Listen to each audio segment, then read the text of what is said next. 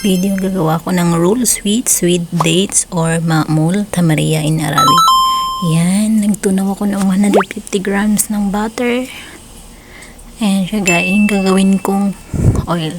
Tapos nag-add ako ng 2 tasa at kalahati ng white flour. Tapos 2 tasa ng semolina powder. Yan. And then 5 tablespoon ng milk powder. Ganyan lang.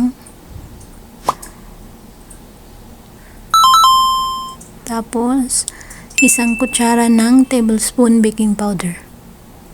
Yan. At maliit na kutsara na yes at konting asin. So ayan, in-add ko na yung butter. At nag-add ako ng 1 tasa na maligamgam na tubig. Tapos i-mix-mix lang. Ganyan lang siya. Ayan na siya guys. Tapos i-set aside ko yun ng 1 hour. Yan. So habang i-set aside ko yan siya, mag-ready ako ng dates paste. Yan. Ito yung gagawin kong palaman. Yan. Idodo ko lang siya sa plastic na may oil para hindi dumikit. Yan ang gagawin kong palaman. Yan. Ganyan ko lang siya. Idodo lang. Yan. Ganyan.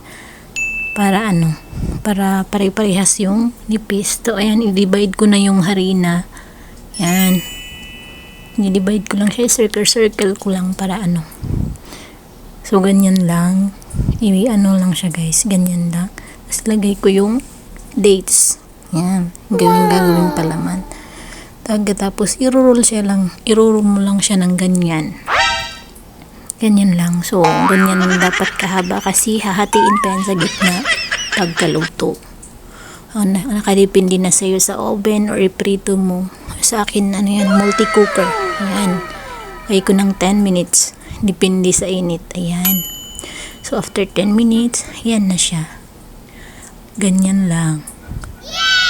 Ayan, luto na. Then pagka hatiin siya guys,